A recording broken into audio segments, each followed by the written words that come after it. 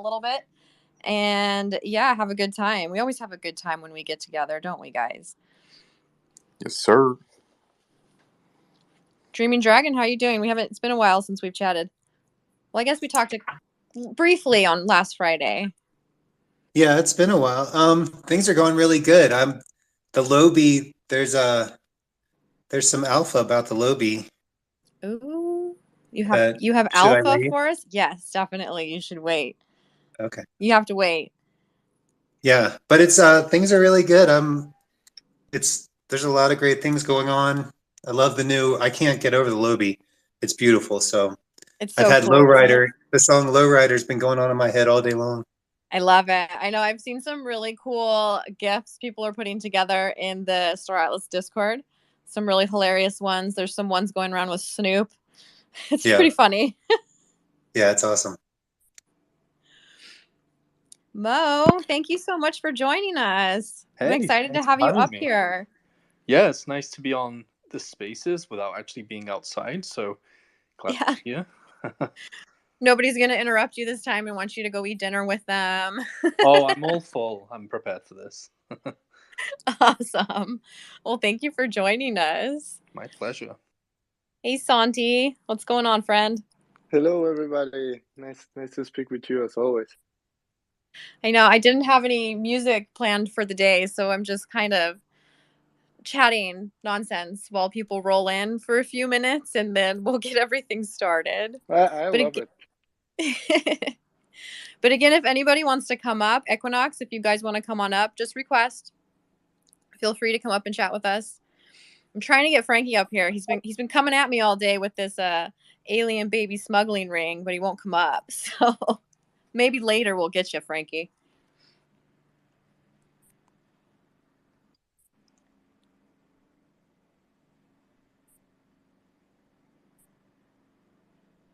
Guys, how's it going? How are you guys?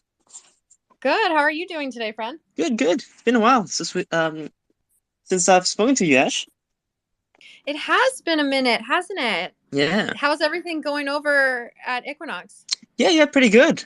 I think Ishiki's here as well. He is. Can I pull him up? Do you want to come up, Ishiki? Frankie, I see you. You're laughing. You're down there. Do you guys have anything cool going on that you want to talk about or just give everybody an update over at Equinox? Yeah, not too many things to update at the moment. We're just getting ready to sort of publish our white paper. Very cool. Yeah, planning to sort of obviously our focus is still going to be Star Atlas, but we're going to try to expand to other games as well. But yeah, excited to look into the new ships to add to our treasury, possibly. I know. I can't wait to dig into that. There's some really cool things on there, not just ships, but some other things as well. So I think we'll give it just like 1 or 2 more minutes, and then we'll get started. We'll jump on into everything. Hey, how's everyone doing tonight? Good. How are you doing, friend? Hey, I'm good. So many news and a new brochure. I'm looking forward to the talk. I know, me too. There's a lot of really fun things on there, isn't there? Once you like dig into it and take a look at everything that is listed on the brochure, I think it's going to be a really cool year as far as the ships go. Cool stuff coming up. Lots of unexpected little bits in there. Let's see. I had chatted with Ronan. He said he was going to try and stop by. So we'll see if he can make it. That'd be really cool. It's been a while since we've chatted with him on Twitter. Awesome. I miss that guy. Ronan? Yeah, we'll see if he can make it. He said he was going to try. So yeah, facts. We need him in here. We haven't talked to him for like ever. I know. It's been a minute. Somebody through the ringer today. Oh, yeah, no shit, right? What happened, Hale? Said we need Ronan in here to put somebody through the ringer today. We haven't heard of Ronan's ringer in a while. We haven't had a Ronan's ringer in a while. It's been a few weeks, definitely. Well, all right. Let's go ahead and kick this off. So, all right, friends. Hello. Thank you so much for joining us today. I think it's going to be a fun little chat. It was kind of Okay, sorry. Today we're going to be covering the new GAO brochure that was dropped last Friday. So the GAO brochure, for anybody who's unfamiliar, has all of the ships that will be dropping this year, including some land vehicles. And I can't wait to hear what everyone's thoughts are on these. I think it's pretty cool. We also have our third ship drop of the year. The Rainbow Arc and Thimble Lobi are currently in the marketplace and will be available for purchase on Thursday. So if you're curious and you want to read a little bit about those two ships, head on over to the marketplace. I'll pin some stuff at the top while we go through our chat today. And then maybe, I don't know, if I can get Frankie up here at some point, maybe we'll chat a little bit more about baby aliens. Just kind of, see where it goes, see where everything takes us. Today we have some awesome people from the community joining us. Santi, as always, our incredible community lead, is up here. Moonman, the co-host with the most. We have Arcade joining us. If you're unfamiliar with Arcade, they are from Banana DAO, which is one of our guilds, and they're building something really awesome. Equinox is another one of our incredible guilds. Dowcaster, what's going on, friend? How are you doing? I'm good. Thanks for having me. One of these Yeah. rare hours where I could actually join your spaces. So thanks for having me. Absolutely. I know it's exciting to have you in here. I don't think you've ever been able to join one because they're usually later in the afternoon, huh? I am always cooking chicken nuggets and mac and cheese and putting kids to sleep. So it's a good time. It's a good time to be here. That's for sure. Yeah. And you have something exciting for the community that you're announcing tomorrow, right? That's correct. Yeah, I'll probably, maybe if we have time at the end of this, I'll tease it, but I'm finishing it up as we speak. It's gonna be a fun time. Very Not like cool. a crazy alpha mega drop, but just a fun thing we can all enjoy together. Yeah, no, I agree. I think it's going to be really cool and really fun, and I think the community will appreciate it and have some fun with it as well. We also have Ashiki up here. Ashiki is a member of Equinox, and Dreaming Dragon is a member of the club, another one of our awesome guilds. And Mo is joining us today as well. Hi, Mo. Hey. Would you want to just give a little introduction of who you are and what it is that you do? Yeah, just for some of the people in our audience. Yeah, sure. So I'm actually with Star Atlas. I'm a product manager / producer. So I am working on Scream. I can't talk too much about it today, but yeah. So my role is pretty much to act as a interface between the engineering teams, game system design with Chip, with engineering. Obviously, that includes web, infrastructure, and obviously blockchain.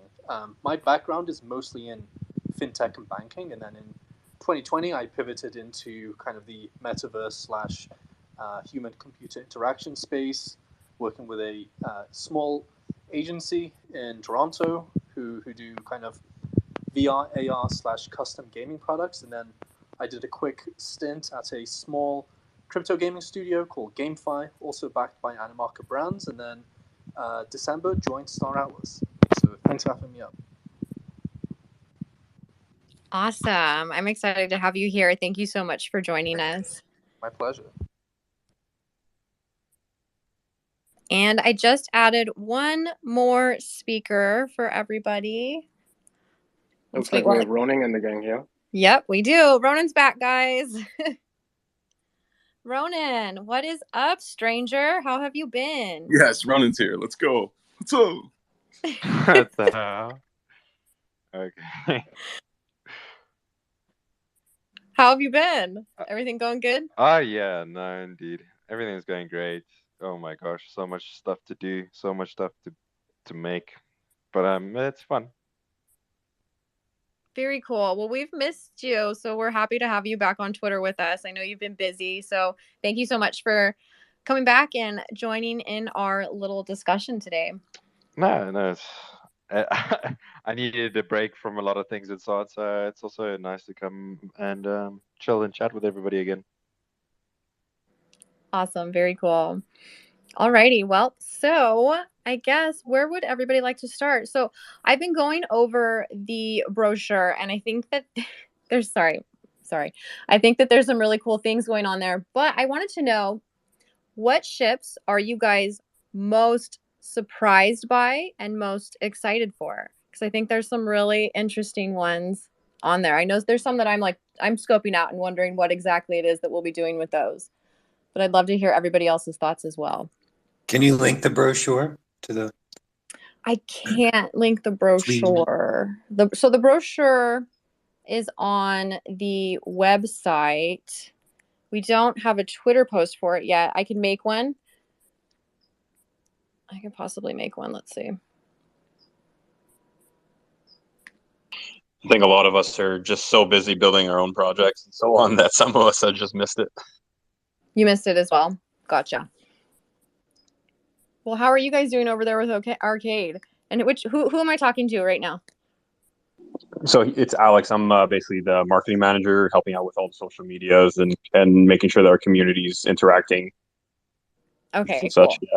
Just want to make sure there's so many of you guys over there. I just want to make sure who I'm speaking to, so I call you by the right name. You know what I mean? Yeah, exactly. Yeah, this is Alex. So no, we're busy today. Today we broke Discord when Mr. Leaky Justin shared some of our NFT leaks and future DApp website photos, little crop photos of them. so that was interesting. But yeah, we're about to get a lot of good things are about to come out for our community. That's going to get everybody really excited, and then push everybody towards the future with Star Atlas and start releasing our mission pools and such. So we're super excited about that. Very cool. So, if anybody is, so I guess if there's people in the audience who aren't sure what Arcade is, do you just want to give like a quick little rundown? That's fine. Do you want to bring up? So JP just got on there. Do you want to bring him up and he'll give you the best explanation of what Arcade is? Yeah, I'll have to do it. And let's see, I'm kind of full. 1, 2, 3, 4, 5, 6, 7. Yes, I will do it in just a minute. Hold on, JP. I'll get you up here in just a minute. Okay. Perfect. I finally had Frankie join me. Hey, Frankie, I think they're dropping a ship that will be able to handle our new operating ring that we've been talking about. Yeah, I saw that. Did Archetype point out a little alpha there, didn't he? He did. He did. I don't know. I just want to know how big these baby aliens are. I know. I mean, if they're babies, they're probably pretty tiny, right? No. I don't know. A baby elephant's what, a half a ton? I don't know that for a fact, but I mean, Sante would know, so he should just give the alpha on that. How big are the baby aliens? Give it up. He doesn't know yet. See, that's the tricky part is nobody knows yet. Danny hasn't sent them out to anybody. I don't even know if they've started. I think it's just an idea at this point, is what Chip was saying. Santa knows everything. Don't I let feel him. like Don't let him lie. I missed the whole background on the baby aliens. Gotta get some background on that. Between Mo and Santi, they both know the weight of these baby aliens and the sizes. I'm telling you. So, Ashiki, I'm sorry. So for our last Twitter space that we had on Friday after the after party, after the town hall, Chip had brought up the idea of introducing baby aliens, making the Star Atlas metaverse so we had the risk zones dropped, and so the neutral zone, they wanted to make it a nice safe place to where there would be like baby aliens and children aliens running around as well, just a nice healthy, safe ecosystem. And when I heard baby aliens, I got very excited. And I said I wanted to snuggle baby aliens. And somehow it turned into smuggling baby aliens. And now there's this running joke going around of a baby alien smuggling ring. I partially blame the Alessio family for this. She 100% said, I want to smuggle baby aliens. It was devious. I mean, if anyone does it, it's Alessio, right? Exactly. It's the metaverse mafia, if anybody, right?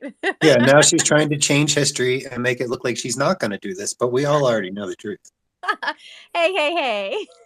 I really just wanted a baby alien to snuggle with, and you guys, turned it into smuggling, but I don't know, it's hilarious. So that's where the baby alien thing has been tied into. Sorry for anybody who wasn't there and has no idea what we're talking about. It's just kind of like an inside joke running through the community at this point. And now there's unions being formed to take care of the baby aliens. It's amazing. There are. I saw the Star Atlas Janitors Union hop on there and get involved with that as well. So, okay, let's see. I'm sorry. I was trying to. I don't have the thing Yo, pinned. these ships look crazy. They do. Go for it. Which ones are you looking at, friend? I'm looking at them all. The ones that are in the picture for the Galactic Offering. If you scroll down to, if anybody's on their PC, if you scroll down to the capital vehicles, the one that it shows in the picture looks nuts. And then the Tufa, commander ship. My lord. And can you imagine flying through Look space insane. and suddenly Yo, that looks from so an asteroid insane. belt a Tufa comes at you? And then we were all hyped up over the, I guess that would be the Thimble. And then you see the Titan size of it.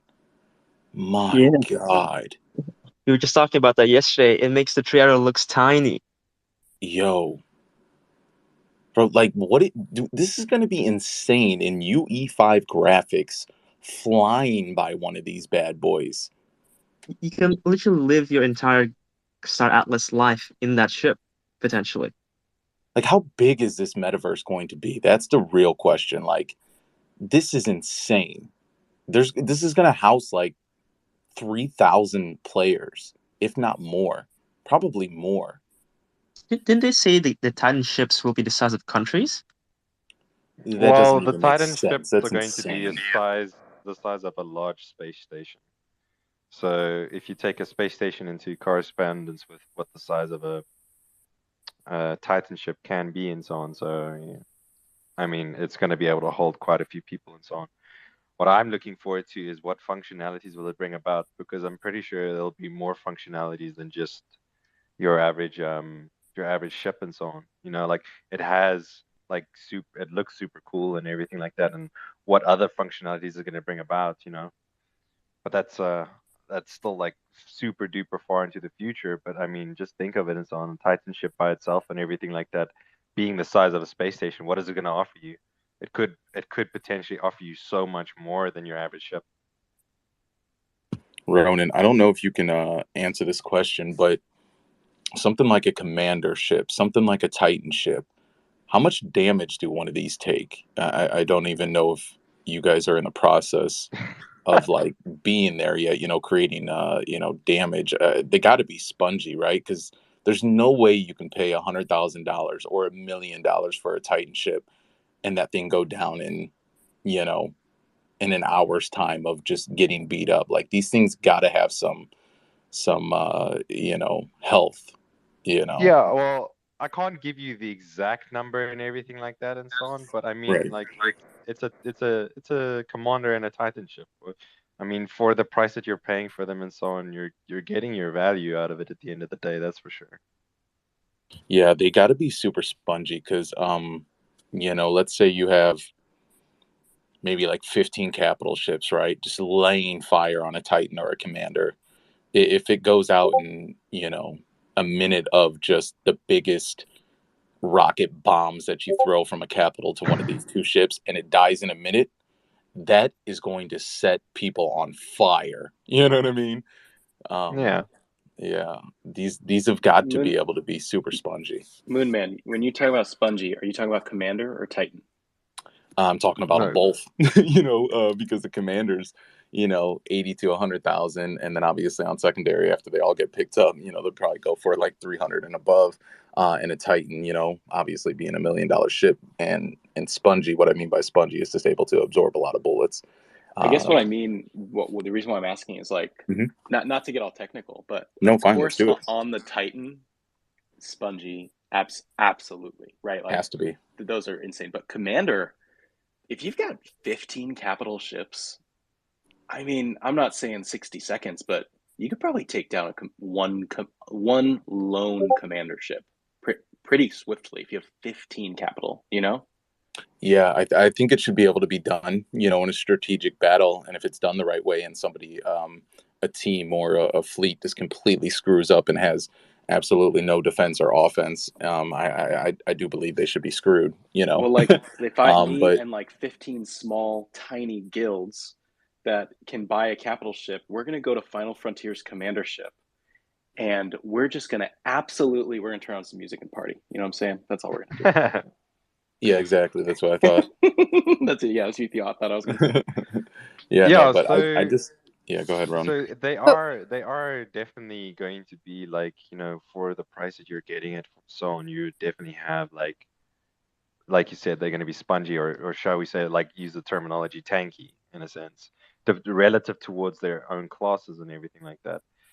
But yeah, like 15 capital ships and so on could deal quite a bit of damage to a solo commander ship. But at the same time, a solo commander ship, what you need to take into consideration is what kind of commander ship is it, and as well as commander ships have hangars, and not only that, they have commander size hangars as well. What do you think that bad boy's packing on the inside? I mean, I know capital Oh, ships also facts. have hangars in them and so on, but if you take into the relativity of like how a commander ship has so many more hangars, oh, I mean, that's gonna be quite the risky fight right there. I definitely believe that a commander ship should definitely have some type of, um, and I'm sure they will, some type of EMP that they just shoot out and it just, you know what I mean, just goes straight out in 360 direction. That can just shut down, multiple ships around it. I expect things like that to happen. You know, definitely. Yeah, like that could definitely be a thing and so on.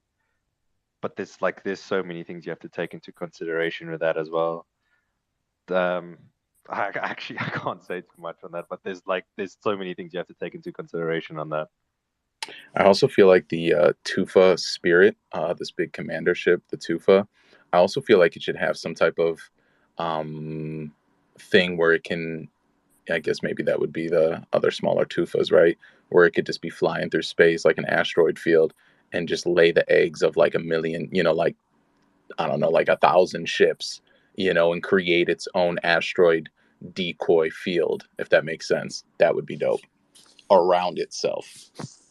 A magnetic field, its own asteroid ring in some form of a magnetic field, where anything that comes into its right circle would potentially get damaged by it. Yeah, that's a cool idea.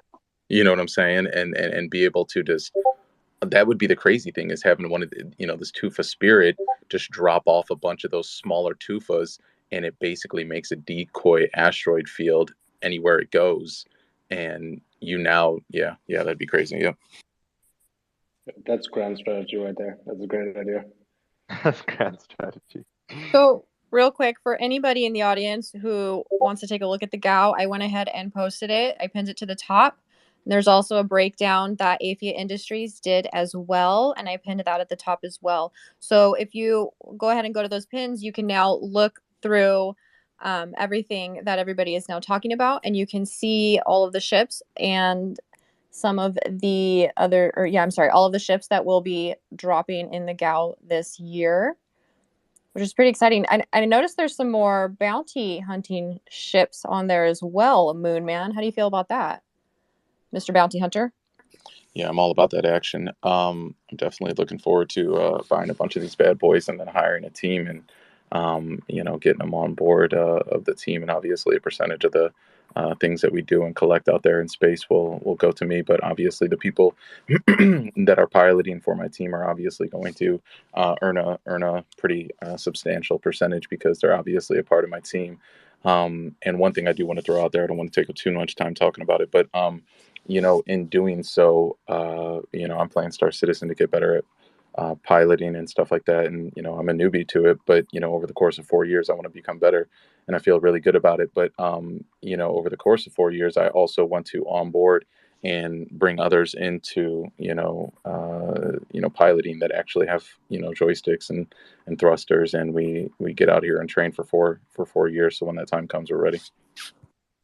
Yeah, and you did something really cool the other day. You were streaming and teaching people how to fly, right?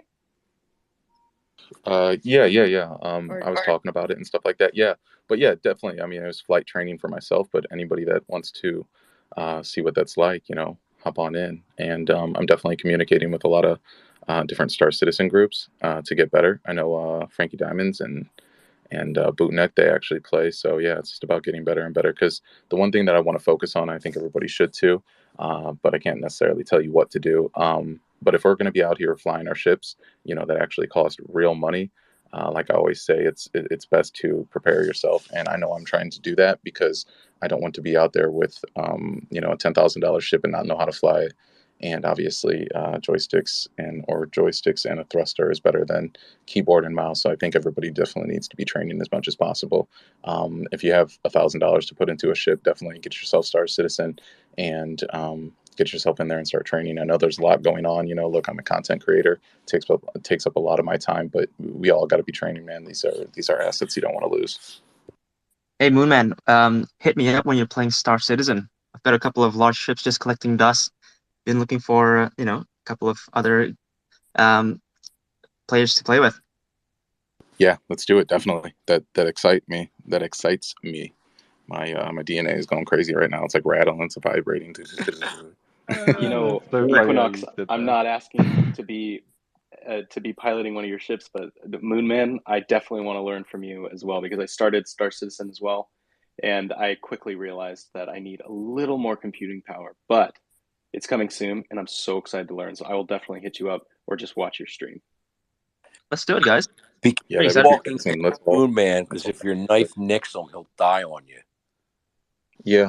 You know what I'm saying? But yeah, like I advise everybody out there, if you have $1,000 to put into these ships, rethink what you're doing and maybe put that $1,500 into a good gaming PC and start practicing. Because I mean, you could buy ships all day, but if you're not practicing on how to fly those ships, you're just going to fail in the future. And every team wants team members that know how to play. I think that's most important when we're talking about ships.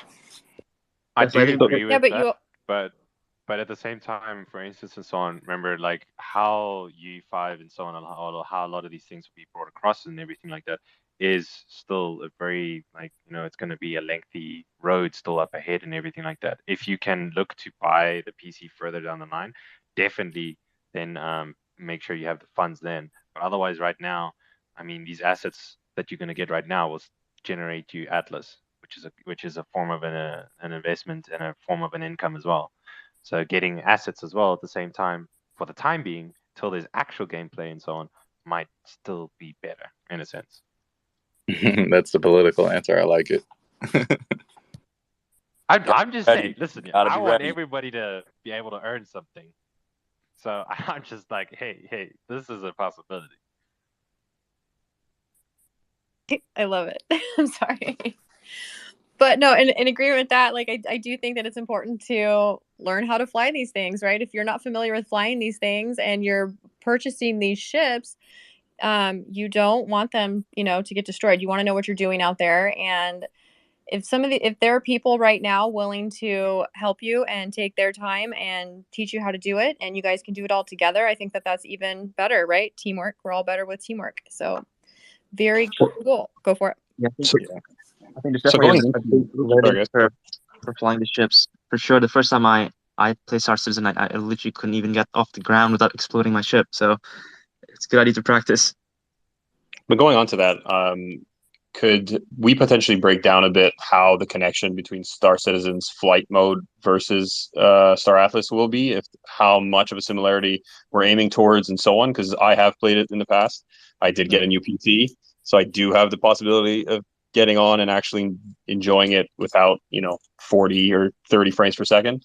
So where's that connection, and can we elaborate a bit on that, or even like the flight simulation side of things, versus going from like ground vehicles, since that's a topic today, and then going in between both, right? Versus like having a flight simulator type setup, or and then going into like a land vehicle. If we can maybe break that down a bit, it'd probably be a good topic. Yeah, feel free. I mean, you guys, it's an open conversation. There's really no agenda. We're just kind of talking about the ships and everything that's being launched. And if you guys want to take it into the flight simulations, go for it. That's perfectly fine. Did you have any insight to weigh on that, Alex? Well, no, that's what I was wondering, if we did have any info on that, the similarities between Star Citizen and Star Atlas, of how the ship flying will be. Whether taking the opportunity of having Star Citizen available to play would be a huge benefit. Of course, it would be on a basic level, but hand in hand, how much similarities do you think we'll be able to see? I don't know if Santi can help Ronan or to answer that question. Well, I know Sutherland, you have a lot of experience in the Star Citizen area. I just brought Sutherland up here as well. I don't know, possibly I don't have any information on that personally. Possibly Ronan, but I don't know if he's can really talk about any of that either. So this is more so like this is more so like information that's already like set in the past and everything like that. So there's nothing too bad about it or anything. But remember, like there's going to be how basically Star Atlas brings in about a difference and its similarities towards Star Citizen. Firstly, its differences is that when we have the fleet functionality and everything like that, if you've ever played Stellaris and everything like that before, on how you can like basically control a fleet from an overview kind of standpoint and so on, that's one of the differences and that's also that'll most likely also be one of the very first like iterations of how Star Atlas will come about. And then as time goes on and everything like that, at a later stage, what will happen is you will be able to, as an individual, go into your ships in your fleet. For instance, you can fly this ship, for instance, or that ship, for instance, and so on.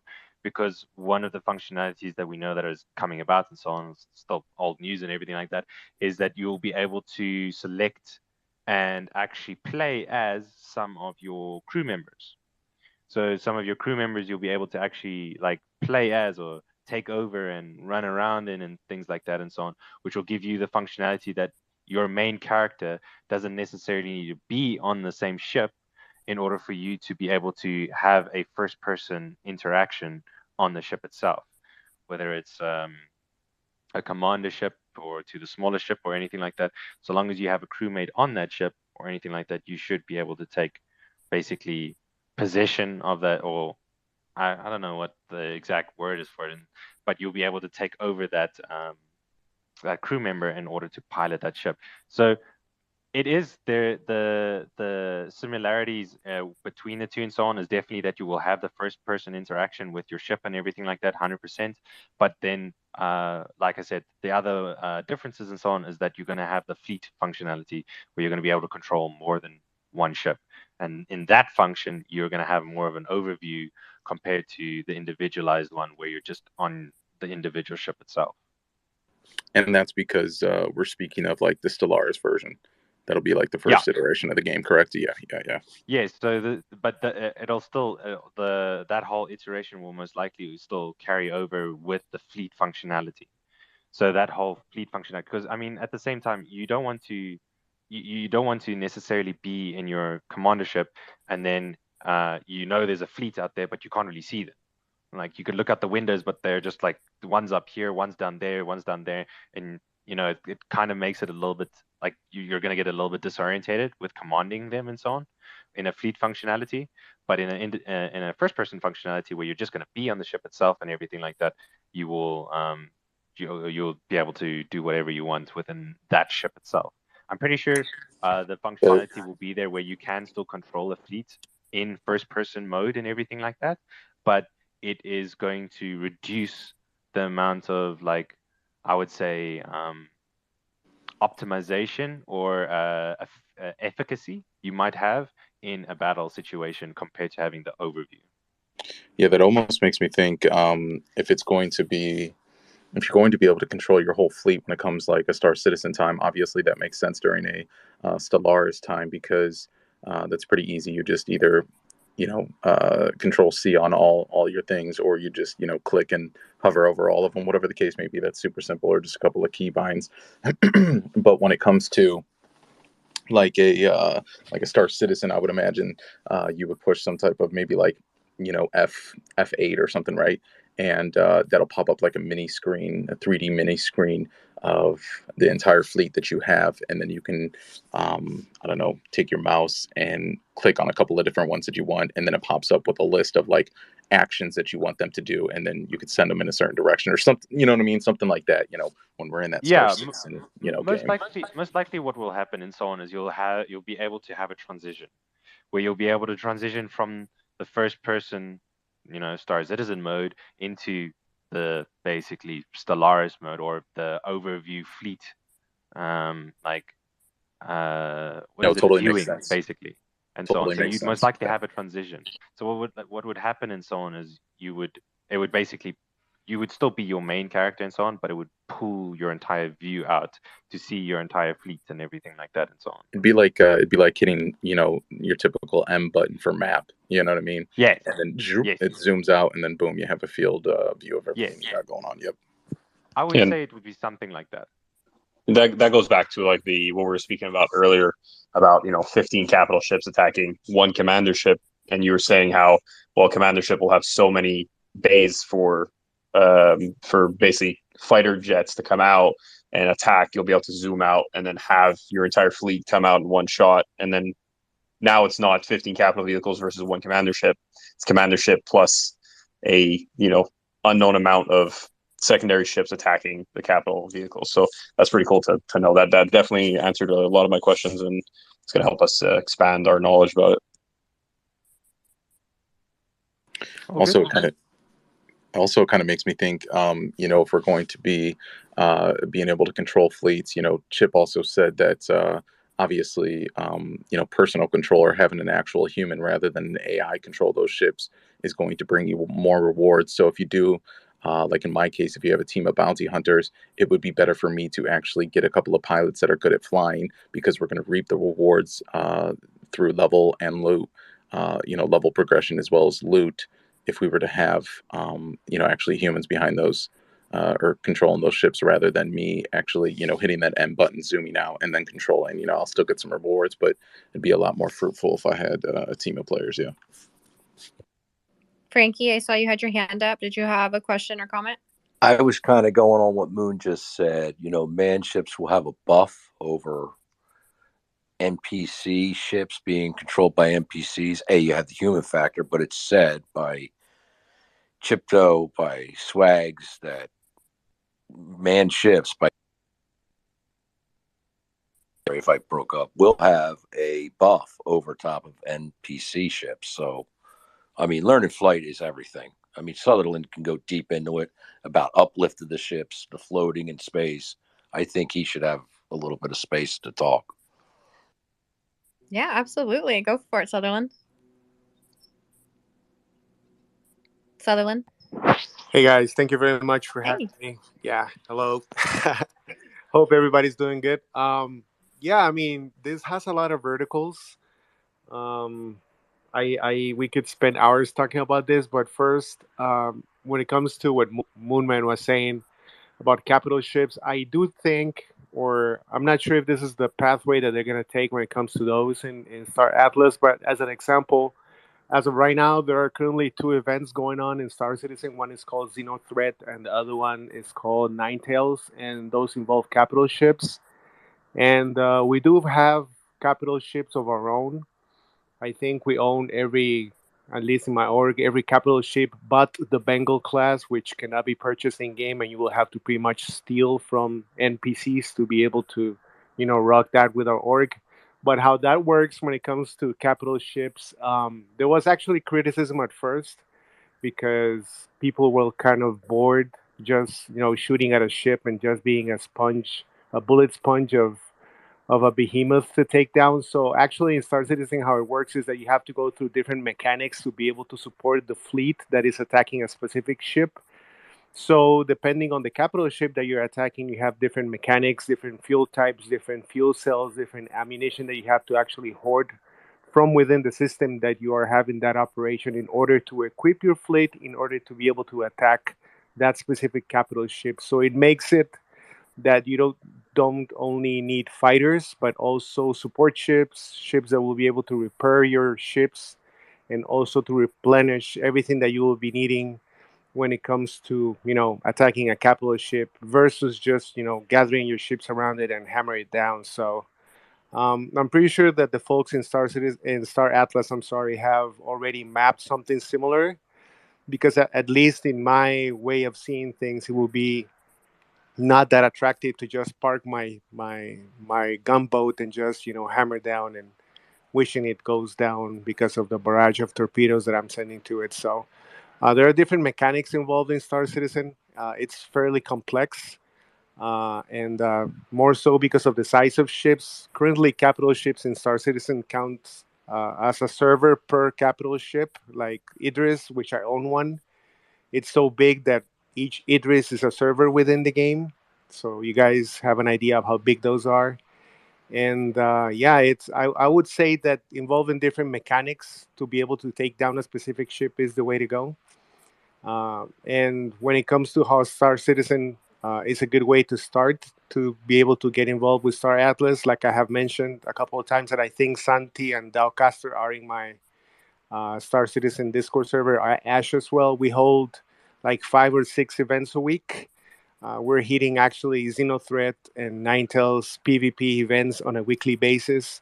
And as a matter of fact, since we own pretty much all ships in Star Citizen, you only need $60 to join us to be able to get the ship package and download the game.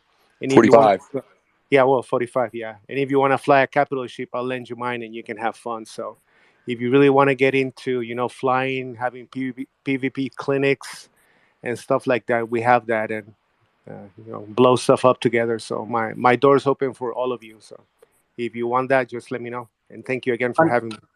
Sign me up. That's awesome. Thank you so much for joining us. Go you. for it. Go for it, Equinox. Now I'm just about to say, sign me up, Sadon. Happy to join you guys. It's really fun, man.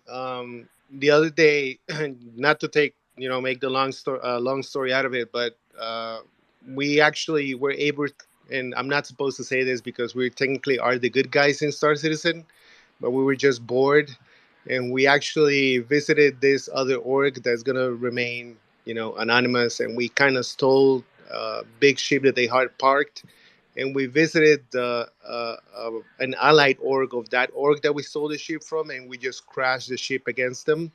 So they're kind of mad at each other because of us, and we're reaping profits out of that. So there are a lot of things we can do within. So you guys like totally pulled one over another organization?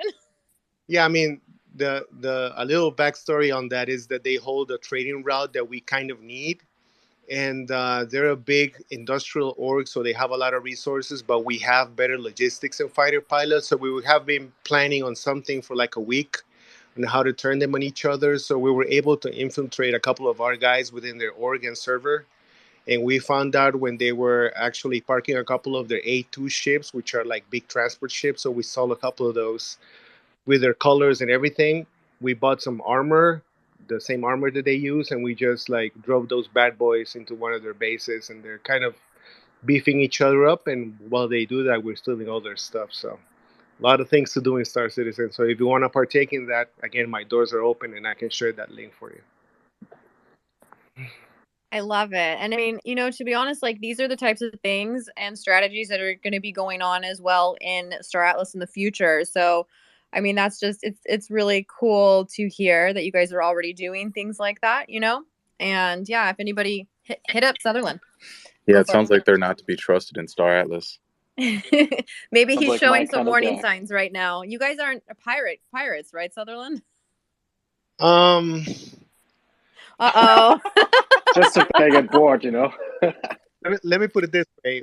One of the beautiful things about Star Citizen is that there's no such thing as a good org and a bad org. You obviously have griefers, that people that attack people just for the sake of attacking them.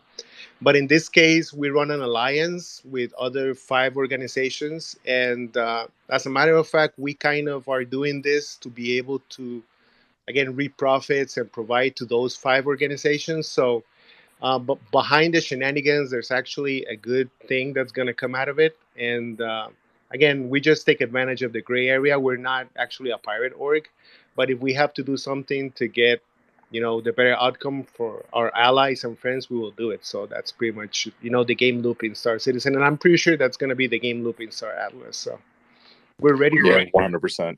Very cool. And another reason why alliances are going to be so important going forward. So pick your alliances wisely, everybody. Oh, yes. Oh, yes. Sutherland. All right. Gray area is a funny place. Yeah, I mean, the thing with, and I don't want to give away too much, but the thing with games like Star Citizen and EVE Online and Stellaris, and um, I'm sure they're building that up in Star Atlas, is that not everything is going to be black and white. And the fact that, we're actually going to be able to snatch this training route as an example from those two orgs, even though they're never going to find out it was us. And believe it or not, one of their ambassadors is in my Discord server as we speak. And we had a meeting this morning. And he was like, dude, this happened. And they actually crashed a couple of ships against us. And we don't know why they did this. And I'm like, yeah, man, that sucks. You have no idea, right? And they have absolutely no idea it was us. But in the end, the funny thing is that behind all that, also, there have been talks about them joining our alliance. So again, it's about being one step ahead. And when it comes to space games, there's always a gray area and a loophole that you can take advantage of. And for us that have been doing this since, like, I don't know, 2014, 16, and even going back more than that with Eve and Santi, I'm pretty sure he's aware of that as an OG of those games. Being one step ahead is the name of the game. So it's just part of the game loop. As long as you're not destroying people's lives or making people miserable while in game, it's all part of the game loop. So.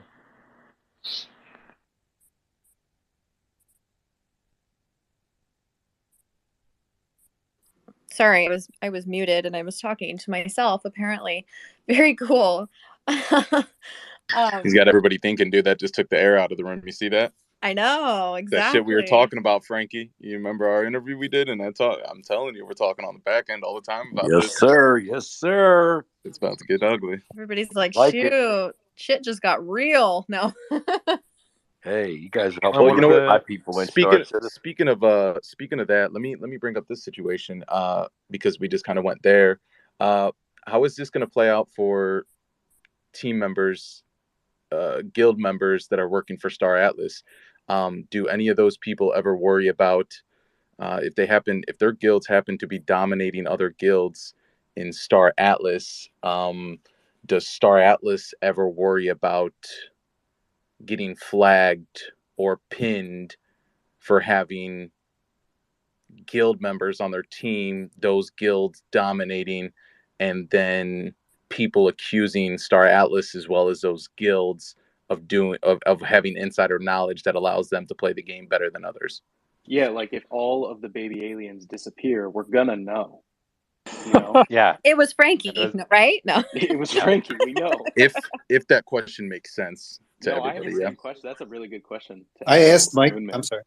Go ahead. No, I asked Michael at the town hall that question.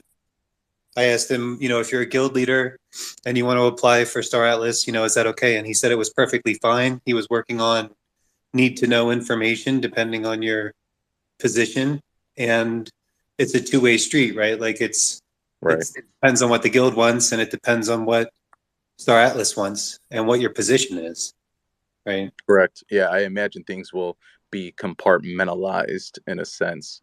So yeah, because I feel like Star Atlas needs to protect themselves on that end, as well as guilds got to be careful allowing certain team members to join the Star Atlas team, because you are definitely at risk if you happen to be dominating the future space of Star Atlas. You're going to be at risk, or your guild's going to be at risk for being accused of having insider knowledge, and there's really nothing you can do to shake that, because if a team member is part of Star Atlas, you can't be like, look, I literally don't know that.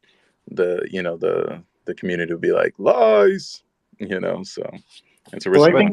Well, there are things that we don't know, right? Like not everybody is privy on everything going on within the different divisions. So, yes. Right. So there are certain things that are kept within like the game development division as well. So facts. But what I kind of mean by the statement that I made is that the outsider people don't know what the insider people know. You know what I mean? That's something they'll never be able to know if you know that. They also don't know. They also don't know what they don't know. Like if you know, you know. Exactly. No, Moonman, I don't mean to. No, I get it. Yeah. But like, people also don't know, like what Ash just said about, maybe Ash doesn't know everything that's happening in Chipto's space, but we don't know that she doesn't know everything, right? We may just think that all Star Atlas employees know everything about the game. There's that uncertainty there too, right? Yeah, that's the point I was making, is we don't know what they don't know, and they don't know what they don't know. It's just it's a looping cycle of it. Yeah, it could be a dangerous game, man. I like it. It's that So, sneaky shit I like. one of Listen, the I things got that something for basically does like counteract it a lot and so on is the amount of diversity that the team has in regards to how far spread it's not just within one guild, it's within multiple guilds and so on. So you could basically raise the excuses that if everybody knew or everything like that and so on, why aren't all the other guilds having the same effect and everything like that as well as like the one guild that has maybe say like one member in it or something like that. So No, very true, it's a very true. it's a very gray area, and I know people will most likely use it as an excuse and everything like that, but we at no point at all or anything like that will use that knowledge to our own benefit or anything like that, you know. Listen, and in typical So game spaces, look what happens. You have alpha and beta tests, right? Then the gold players come in, they start playing, they find exploit after exploit after exploit, make millions and billions of credits within weeks, days, months. Nobody knows everything about a game, and the gamers themselves are going to find more loopholes than people that have worked there, working on a linear thought process of getting a polished game out. It happens every game, constantly, and I've gotten rich off of many games doing the same damn things. It's there's not that much of a. I mean, unless it's swags.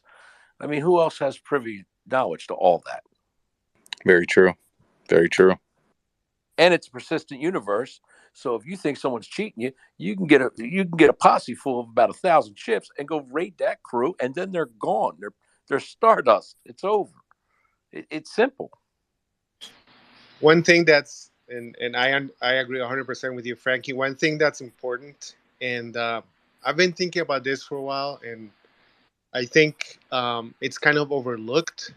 But what Frankie just said about the impact of like true hardcore gamers that have the experience on similar endeavors is going to be crucial, because you obviously need the financial masterminds because of the crypto and cost involved. But like as an example, again with Star Citizen, my wallet as of right now I think has 975 million credits, which it's pretty much more than I will need in 2 or 3 lifetimes in Star Citizen.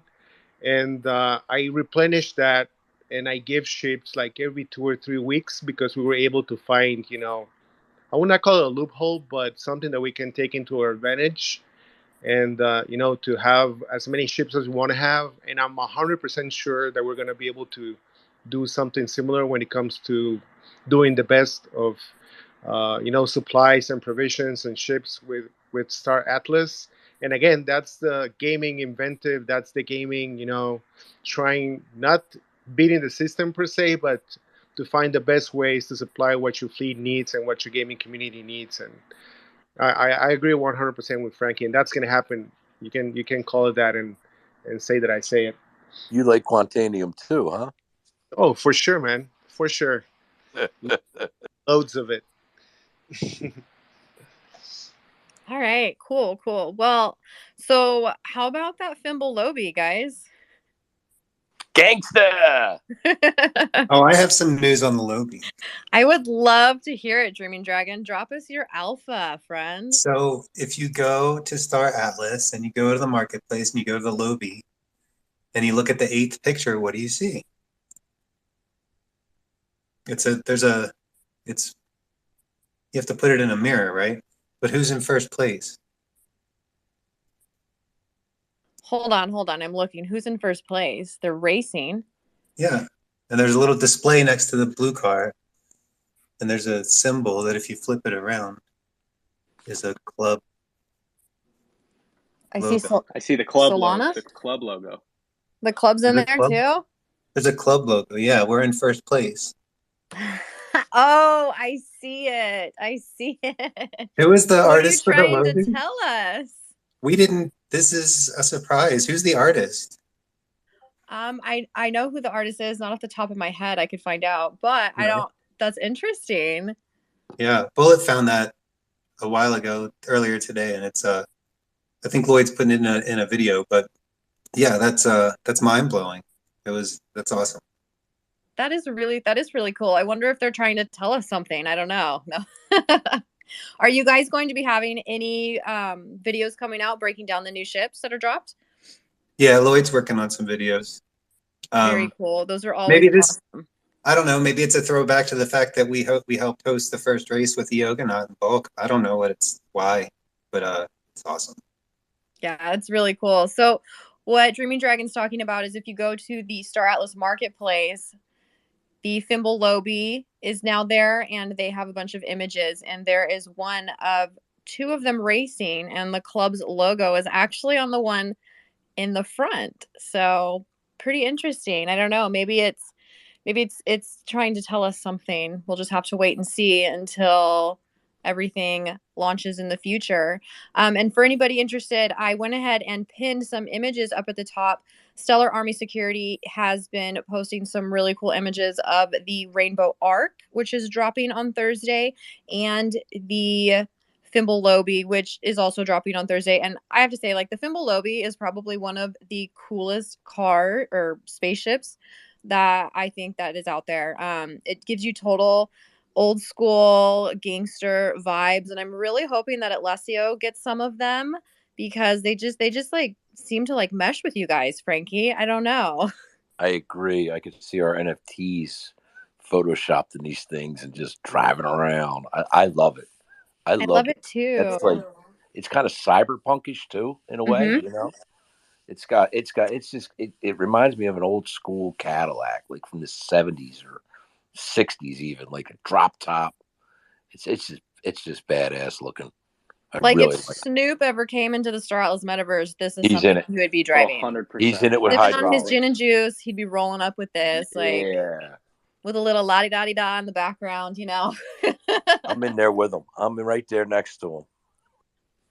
I love it. And then something else that I thought was interesting about this one, because we do see it being used in races. We see it as maybe it's just more of a casual, like badass car that is being driven around. But Chip had also mentioned something about taxis, right? In the last Twitter space that we had, he had mentioned that we're going to need, because he will be sending the police force after us for driving under the influence, apparently, in the metaverse. So we will need the option of having Ubers or something similar. And so he was saying that the Thimble Lobi could make a good taxi cab. And it actually does remind me of the taxis in The Fifth Element.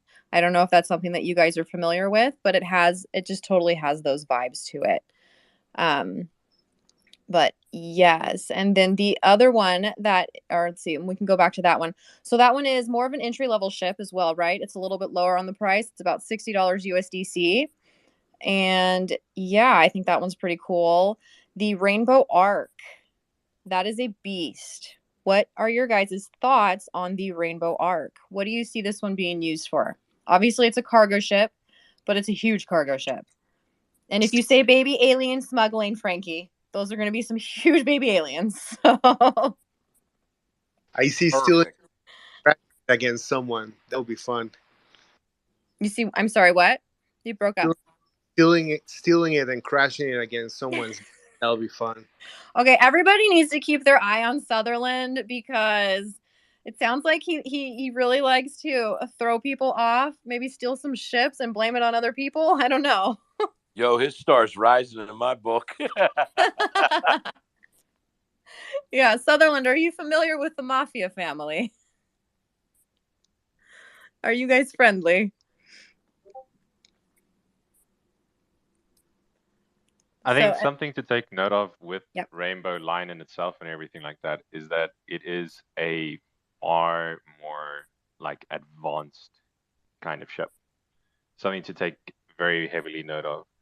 Firstly, because of the fact that a lot of the interaction that you have with the ship is based off of either like your mind or off of like futuristic technology and so on. Because I mean, at the end of the day, who are the creators, not only with humankind behind Rainbow itself and everything like that, but the Fatoli. And things to take note of is like that list that Chip gave of how factions are going to be and everything like that, and where Rainbow is. It's very important to take note of. It's very, these ships are these ships are going to be amazing, and they're going to be so cool and everything like that to be able to pilot and be able to have a functionality around. But I do have to say goodbye. I do have other arrangements that I need to go and start preparing for and so on.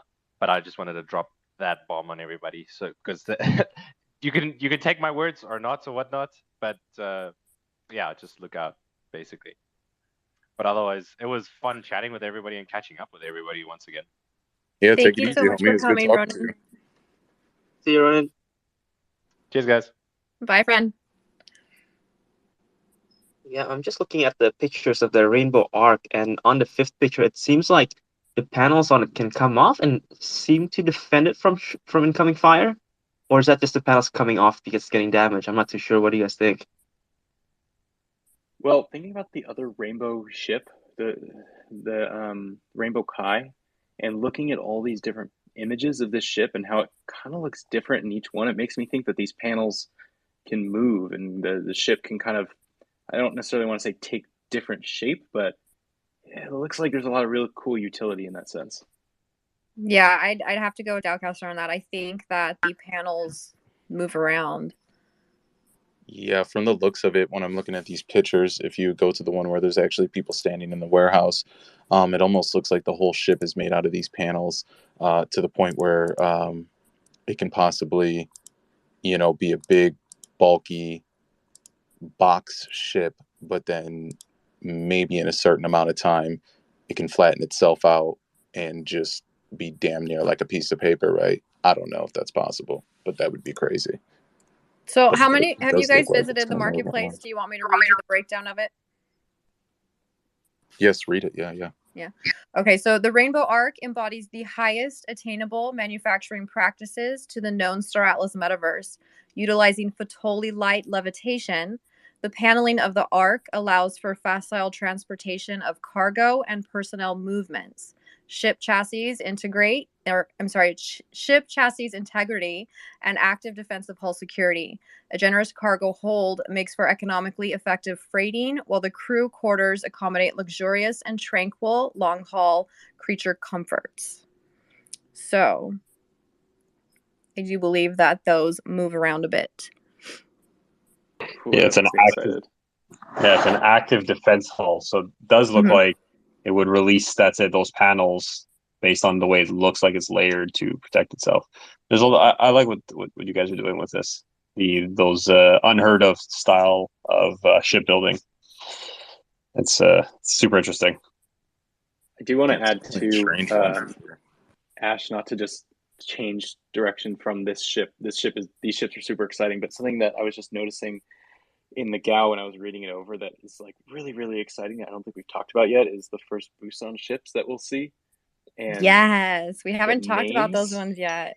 The names alone, I'm like sitting here like, okay, so all of these have their own themes, right? All the companies have their kind of own themes that they go with. But if you don't have it in front of you, listen to these. We've got the Busan Pulse. We have the Busan Eyes for a Moment. The Busan Thrill of Life. The Busan Ash of Winds. I see you there, Ash. We have the Busan Golden Flaw, the Dark Dance, the Maiden Heart. I mean, come on. It's just they sound beautiful. Incredible, don't they?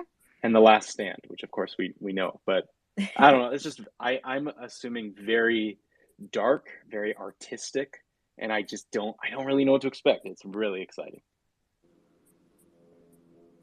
Yeah, these ship names are amazing. I love them for sure. These are really, really dope.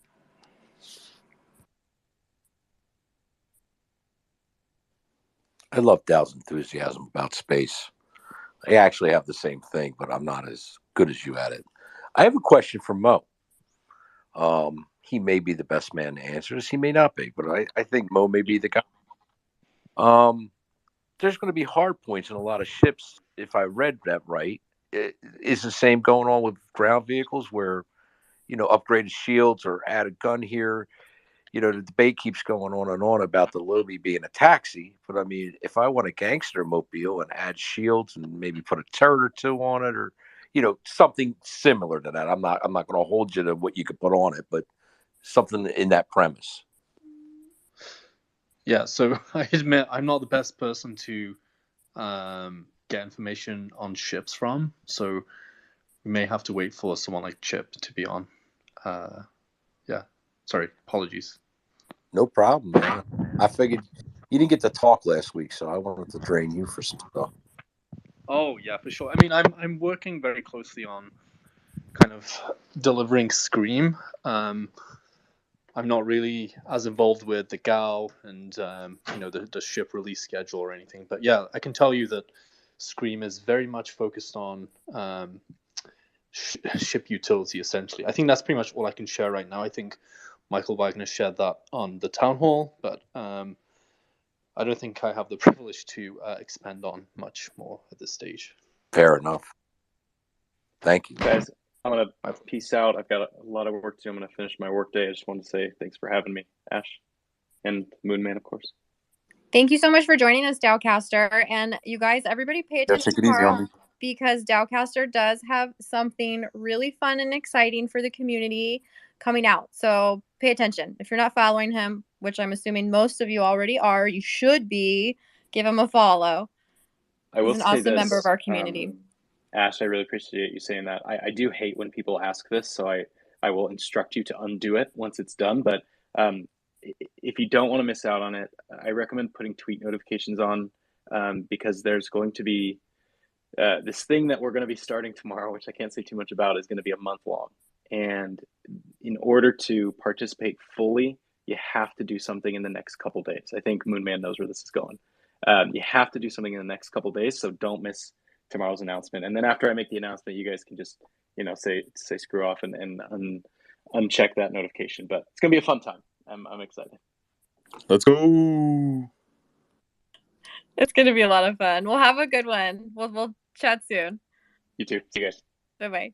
So something else that was really cool that they snuck into this brochure was in the addition of another Titan ship. So I think we're going to be seeing another Visas Titan ship, correct? What does everybody think about that? Any thoughts on a new Titan ship being added? Or the addition of ground vehicles that were added as well? I feel like those were kind of a surprise, the ground vehicles. I think it just excites Kaz to want to buy another ship. Pretty interested in the ground vehicles. So it seems like there's also 2 capital grounds, but it doesn't specify what their role exactly are. Yeah, I was wondering what you guys thought about it because I just can't. I guess I'm just picturing this really large, I guess, like tank that's like on the desert or something like that, just mining things. But apart from that, I can't really think of any other use cases, I suppose. What do you guys think about that? How about construction vehicles for building buildings or cities or industrial, maybe? Well, and there was okay, you're joining me here today. Go for it. What happened? Yeah, I'd just like to get some details on the functionality of these ground vehicles. It'd be really interesting. I believe so. I'm sorry. I'm scrolling through it as well right now.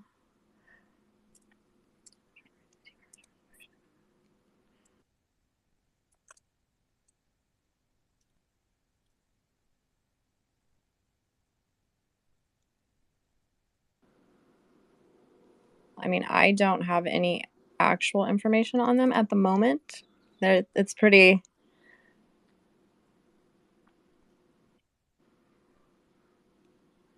I mean, if you look at how some things tie into others, like like the Bombarella, things like that. Like, I mean, you could possibly have bio-type ground vehicles, construction vehicles, obviously personnel transport.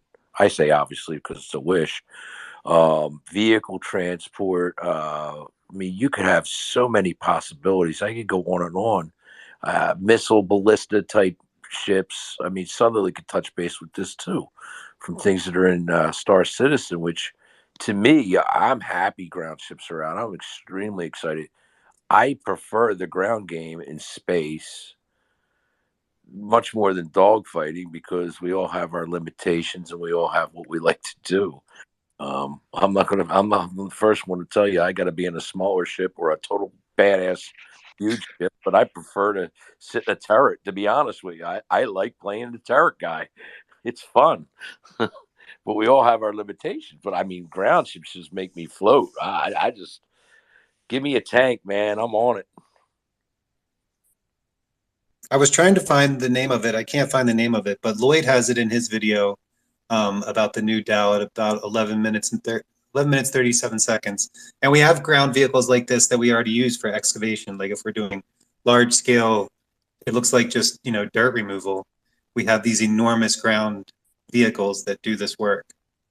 And that's what he was relating it to. I can't remember exactly what they're called. So you're saying that they're most likely related to mining? Or terraforming. Terraforming, gotcha. Okay. Very cool, very cool. Well, I mean, with the whole mining, with the topic of mining, there was also a new manufacturer that was added in there as well. If you guys caught that, the Armstrong manufacturer. The mining capital ship, right? Mm-hmm. So Yeah, that, go for it. Wondering, so with the now that there's mining capital ships, I want, because I previously thought that in Star Citizen, mining is sort of like associated with land gameplay. And I'm wondering if this is going to be mining of asteroids or something like that.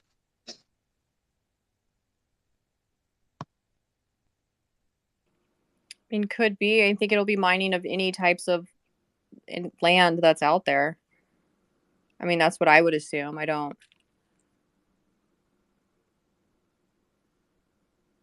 think the thing is there's still a lot of information that we don't know about a lot of these ships, and there's a lot that's still coming out. And I think that's kind of something that makes it exciting is we can all sit here and speculate as to what everything is and everything that they do. But it's just going to be something that we'll have to watch for over the year, right?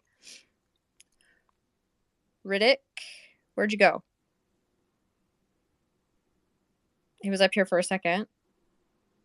I think some of the parts for, let's say, Banana DAO Arcade that I think is really exciting is to figure out these Titan ships, what the differences between them specifically will be, and how we can use them in the future for kind of anything that has to do with building on land or collecting a planet or whatever it may be, right? Where a Pierce T1 versus the Thimble Ecos could have similar utility, of course, but what differences that we might see that potentially in certain mission pools that we'll be creating for them could actually help us, and bring more value in certain areas. I think we're definitely going over the whole spectrum of collecting ships of every kind. But I'm definitely looking forward to getting a bigger breakdown or a little more details on certain things that each of the ship has that you won't find within other ones, right? That's an interesting part that I'm looking forward to getting broken down.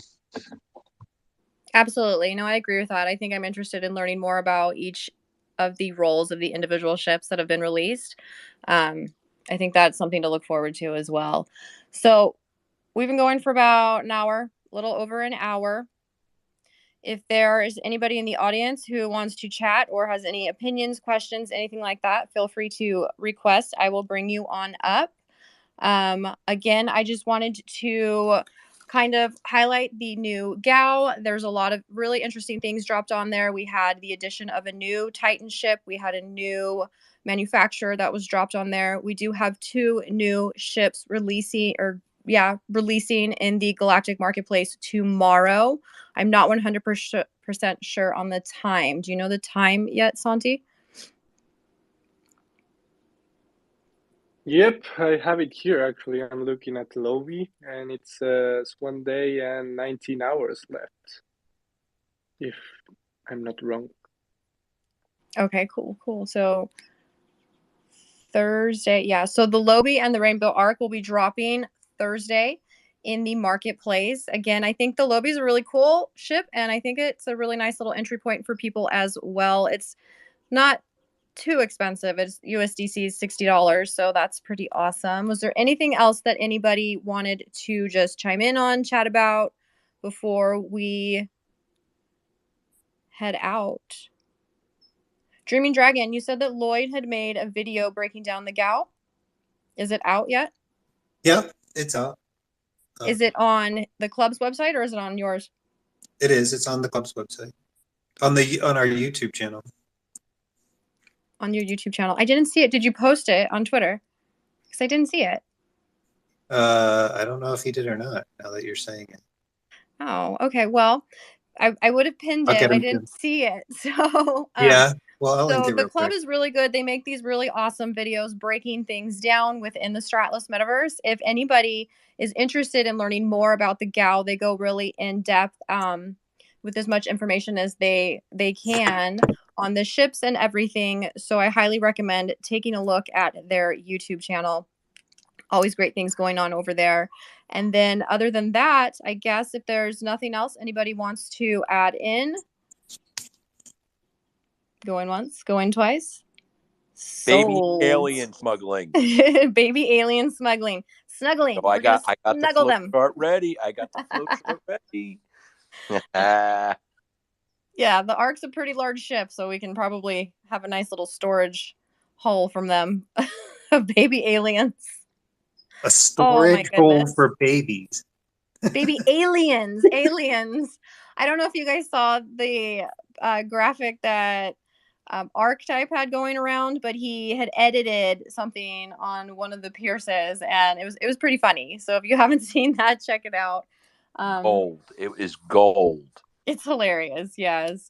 And it actually, you know, I had shared it with Chip, and he said that he had to run to the marketplace to double check that it wasn't actually on there. So I thought that was pretty amusing as well. Now, Santi Art's got talent, man. He's got talent. he Get them did. He got the team for a second. They were a little concerned.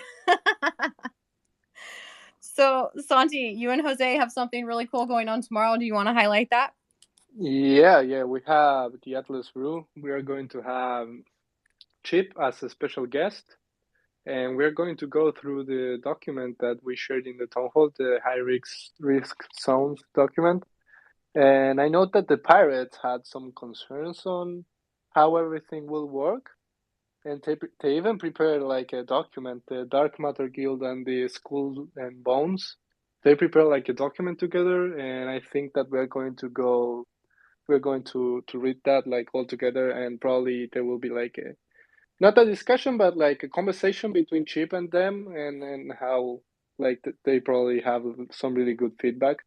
So I'm really looking forward to it and to listen like what the community thinks as a whole on everything. And also if you have like any feedback that you would like to share with Chip, you can join us tomorrow in the Discord server. What time, I'll be there for that. It's at 22 UTC. 22 UTC. So yeah, it's going to be a good one in my opinion. So yeah, I really invite everyone to join. Yeah, definitely. Chip's always an awesome guest, and he's very informative. That's his jam. So I highly recommend attending that one as well, and that'll be interesting. Letting the pirate guilds pick his brain a little bit too. So maybe they'll come up with some fun things together. Yeah, in my opinion, having people like Chip in the team is what makes the Star Atlas different. You know, he dropped like the article, and he's coming to the community to listen to all the feedback that people have. So yeah. Yeah, no, I agree. Yeah, Chip's great, and but they listen to the feedback, and then they do take it in, and they will incorporate changes and suggestions if they see that it fits well with or aligns well with what they're building as well. So, you know, that's a really cool thing, is that the team does take the community feedback seriously, and if it's warranted, they'll implement it as well. So very cool. So definitely everybody hop in the Discord and check out the Atlas Brew tomorrow, hosted by Santi and Jose. And yes, thank you so much for attending our little impromptu chat about the new GAO brochure and the two ships, the Rainbow Ark and the Thimble Lobel, dropping tomorrow in the marketplace. Hope you all have a wonderful rest of your day. Thanks so much, guys. Awesome. Thanks.